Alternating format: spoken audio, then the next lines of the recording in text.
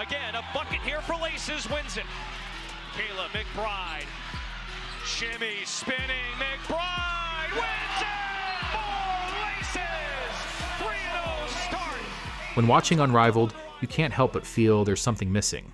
Well, yeah, the fans are definitely missing, and I know it's intentional. They built their own arena and wanted it to be more about the TV experience. But it's pretty bad when a professional sporting event has fewer spectators than I have subscribers. Speaking of which, help me out. Anyway, the missing ingredient I'm referring to, the element that Unrivaled, the WNBA's old guard, and the hack media won't mention as if her name is Voldemort, is obviously Caitlin Clark. Wheeler finds Clark from the logo. How obvious is it?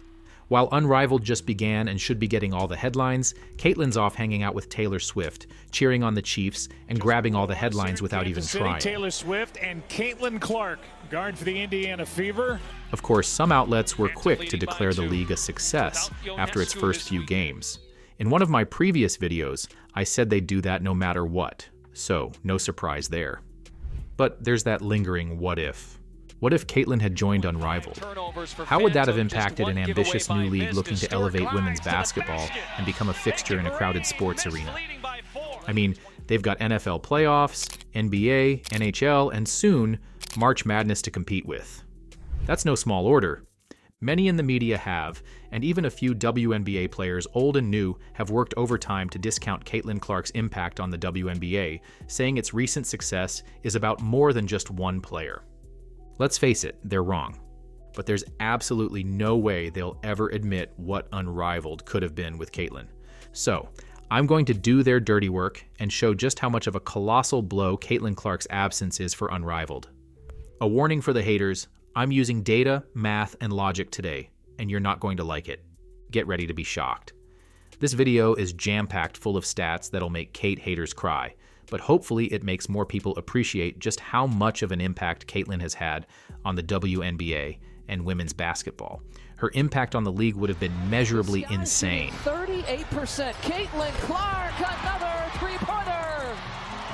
But first, like this video, if you think Unrivaled looks like the 2020 NBA bubble, sorry, I can't unsee it.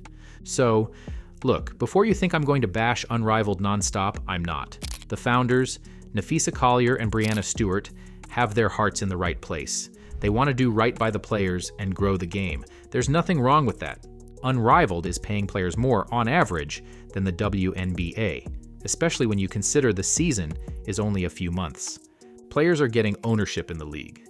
Players get to stay in the US during the offseason instead of heading to Europe and Asia like Good Temper Award winner Kennedy Carter. Sorry, I can't get over that one. They've got great financial backing, a TV deal, and an interesting 3-on-3 format with some other one-on-one fun stuff to break things up. So yeah, there's a lot of intrigue, and for women's basketball fans, it's something new to watch in the offseason. And if we're being objective, they pulled in some decent viewership in their first week, getting over 300,000 viewers for a few games. For context, that's about on par with the average WNBA viewership in 2022, a league that had 25 years to grow at that point. But this was opening week, and there's a long way to go in what is, right now, a very crowded sports landscape, as I mentioned. And you've got to remember that startup sports leagues, no matter how much backing and early success, have a spotty track record. Many have tried to break into the big leagues, started hot, only to end up riding the bench of history. In some cases, financing was the issue. I don't think Unrivaled has to worry about that. But I would guess in all cases, the problem was the product. There's a quote by renowned marketer David Ogilvy that stands out to me. Great marketing only makes a bad product fail faster. Yeah, Unrivaled looks and sounds good, but is the on-court product enough to make people care?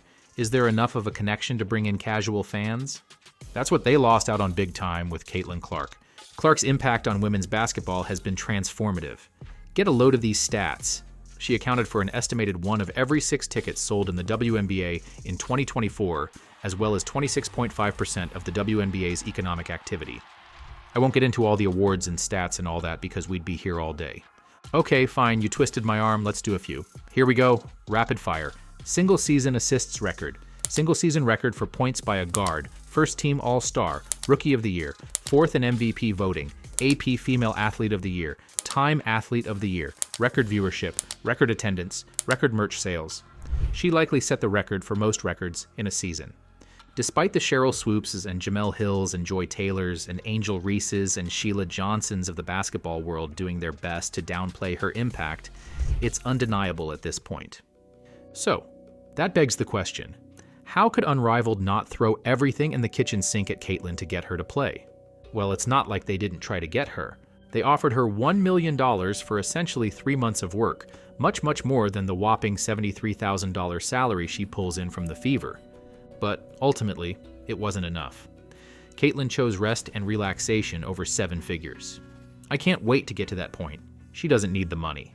She's one of the top 10 earning female athletes because of all her endorsements. And her brand is only growing from here. And speaking of which, this is just me.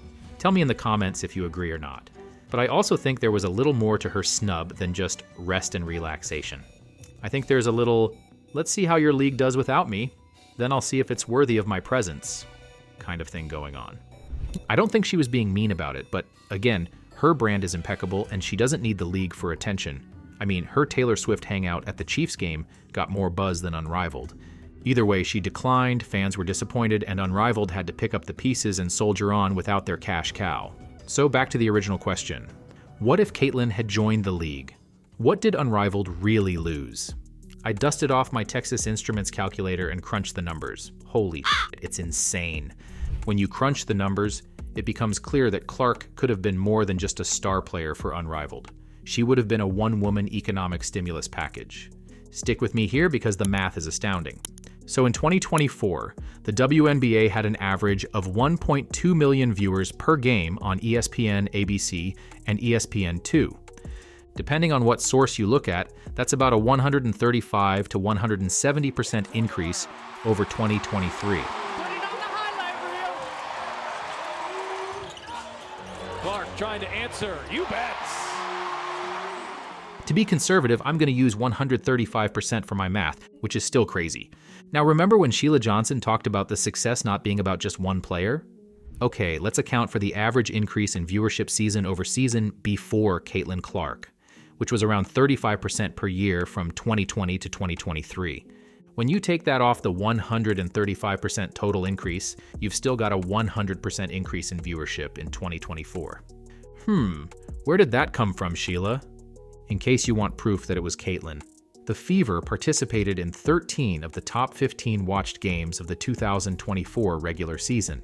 These games drew substantial viewership numbers, ranging from 1.7 million to 2.3 million viewers. Overall, the Fever played in 17 of the 19 WNBA games that surpassed 1 million viewers in 2024. Even crazier, 45% of the league's total broadcast value in 2024 came from Fever games alone. So yeah, I think we can all agree Caitlyn was the driving force behind the WNBA's skyrocketing viewership. Case closed. But wait, even though the point's been hammered home, let's do a victory lap and talk about Caitlyn's impact on the 2024 WNBA playoffs. It was close. Fever down 2. Clark fires a beautiful pass to Leah Ball. Anyone know what happened to viewership after the Fever bowed out of the playoffs? They tanked hard. Caitlyn and the Fever averaged around 2.1 million viewers over their 2 playoff games, which is insane for a first-round WNBA series. Game 2 had 2.54 million viewers, which I believe made it the most watched playoff game since 1999.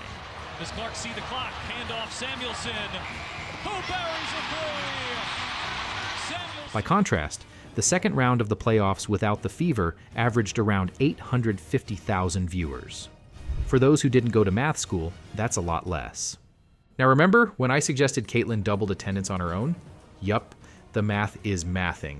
And while many said no Caitlyn, no problem, when the finals series between the Liberty and Lynx averaged 1.6 million viewers per game, you've got to remember, that's the finals, the main enchilada. Caitlyn only played in the first round and still crushed those numbers. And now the cherry on top. Don't get me going about how Caitlyn's Iowa Hawkeyes drew 18.9 million viewers in the 2024 NCAA Championship. Caitlyn Clark has the first points. Possession, Nika Mule going to try to keep Clark on one side of the floor. She has to work hard in order to get the basketball, and then... If we're being honest with ourselves, which the WNBA's old guard cannot do, you'd have to think that if the Fever made the finals, she wouldn't just beat 1.6 million viewers. She'd annihilate it. My guess, 10 million viewers or more. Let me know your estimate in the comments.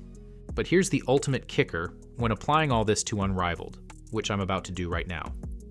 Caitlin had a more than 2x impact on total WNBA viewership while only playing in 1/6 of the league's games. Why does that matter?